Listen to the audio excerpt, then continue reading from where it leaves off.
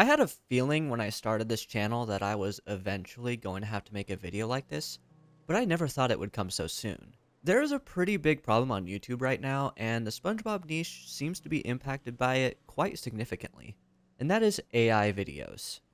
Fellow YouTuber Awe, who is one of my favorites by the way, has made several videos on this topic, which is what first drew my attention to it.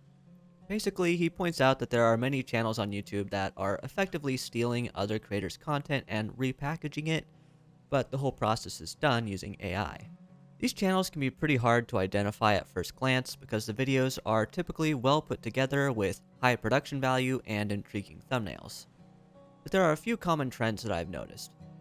First, let's talk about those thumbnails. In the SpongeTuber space, there's one extremely common trend with them. They typically have a plain white background with a character from the show on it and usually some text. Now, this isn't to say every video with a thumbnail like this is made by AI. I mean, I use that exact same thumbnail format for my Squidward bodyguard theory video. But the difference between my video and the ones like this is pretty obvious. I have my own unique style which features this crudely drawn avatar that I'm using right now. Specifically, this is supposed to be Incidental 42, who lives forever in my brain from that scene in Pre-Hibernation Week when he leans over to another Incidental and says, "This is a load of barnacles," when Sandy is trying to get the town to find SpongeBob. This is a load of barnacles. The fact that the drawing is so crude is meant to be a reference to the episode Frankendoodle, but I hope that was already obvious. Also, I can't really draw any better than that, so it was just a perfect fit.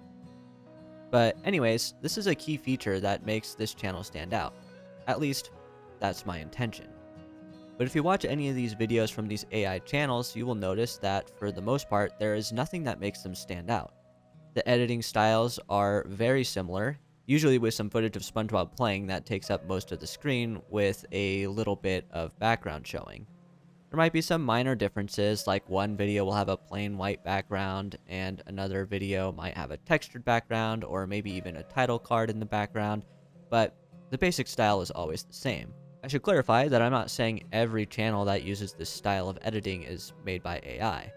I'm sure there are lots of genuine content from channels out there that are just trying to find a little success the same way I am. But I do not have the time to watch every channel or video out there, so that's why I'm talking in general terms. But I think it's pretty obvious that these channels got this style from the popular YouTuber Alex Bale, who blew up several years ago with his SpongeBob theory videos. Alex's videos are far more complicated than the typical copycat, which is obvious if you just watch them, but the bulk of the content is pretty similar. But the things that make Alex's videos stand out so much can't be easily replicated using AI, which is why the copycat channel videos seem so lackluster in comparison. I mean, that's just my opinion, but I think it's pretty obvious. So what exactly prompted me to make this video? On April 12th, I uploaded a video called "Why Can't Gary the Snail Talk?" It was the first video I posted after my Squidward bodyguard video, which was the first one that really got any traction. My Gary video didn't do nearly as well as the Squidward one did, which didn't really surprise me, but it still did pretty well compared to the first few videos I made for the channel, and I'm very happy with it. The main reason I made that video is because I couldn't find any other video like it on YouTube. Awe has a video about the episode Chatterbox Gary, but that's not really the same thing. So I thought it could potentially do well just because there wasn't anything like it already on the platform.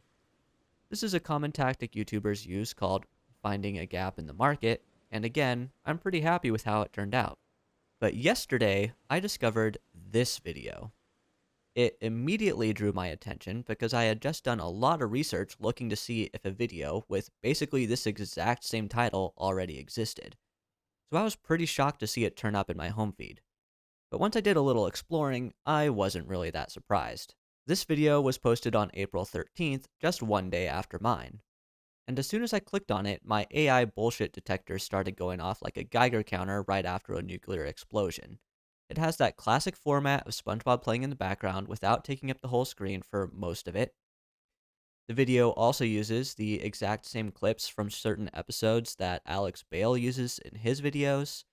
It even uses the exact same editing technique with this transition where he is debunking the Bikini Atoll theory.